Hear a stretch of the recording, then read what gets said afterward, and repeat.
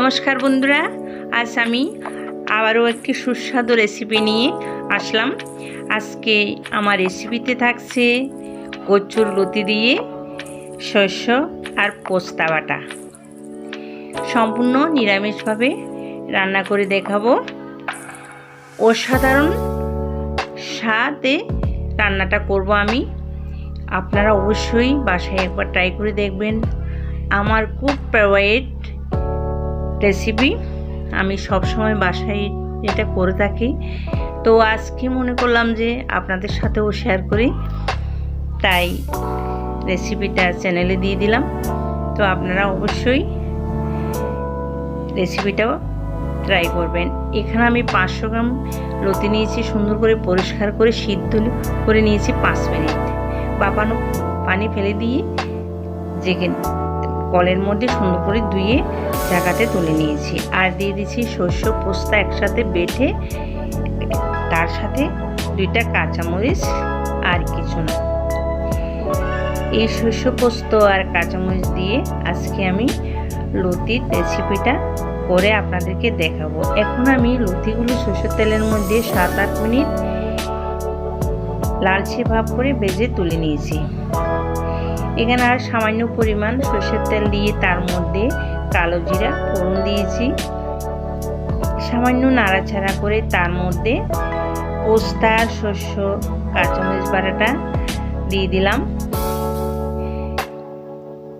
একটু নাড়াচাড়া করে তার মধ্যে সামান্য পানি অ্যাড করে দিলাম, যেহেতু মশলাগুলো নিচে লেগে না যায়। এইভাবে আস্তে আস্তে সামান্য পানি দিয়ে 2-3 মিনিট কষিয়ে নিতে হবে। তারপর তার মধ্যে 1/2 চামচ হলুদের গুঁড়া, 1/2 চামচ ধনিয়ার গুঁড়া, এইটুকু মশলায় যথেষ্ট, আর কিছু লাগবে না। এখন দিয়ে দিলাম 1/2 চামচ চিনি। চিনিটা অবশ্যই দিবেন। চিনি দিলে এই লতির টেস্টটা খুব বেশি লাগে। এখন একটি টমেটো কুচি করে দিয়ে দিলাম। তার মধ্যে সামান্য গরম পানি এড করে দিয়ে মশলাগুলো আর একটু কষিয়ে নেব। 2-3 মিনিট কষিয়ে নিলে হবে।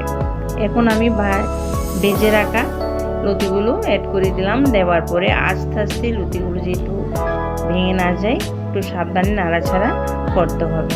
তবে লতিগুলো ভাঙবে না, কারণ ওগুলো ভাজাতেই এগুলো তার মধ্যে যে একটা আঠালো ভাব আছে সেটাও চলে গেছে এবং লতিগুলো খুব শক্ত হয়ে গেছে। এখন আমি গরম পানি অ্যাড করে দিয়েছি। তো 5-6 মিনিট রান্না করে নেব।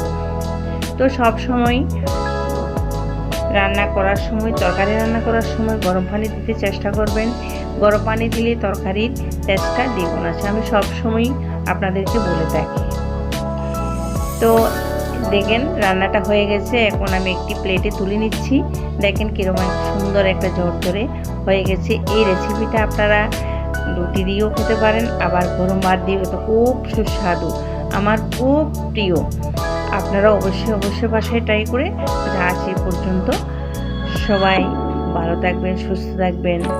আবারও একটা নতুন রান্নার রেসিপি নিয়ে আপনাদের সাথে দেখা হবে। তো বরাবরের মতো আপনাদের কাছে আমার অনুরোধ, আমার রেসিপিটা যদি আপনাদের ভালো লাগে অবশ্যই লাইক, সাবস্ক্রাইব করতে ভুলবেন না। সাবস্ক্রাইব করে আমার চ্যানেলের পাশে থাকবেন। আমি নতুন কিছু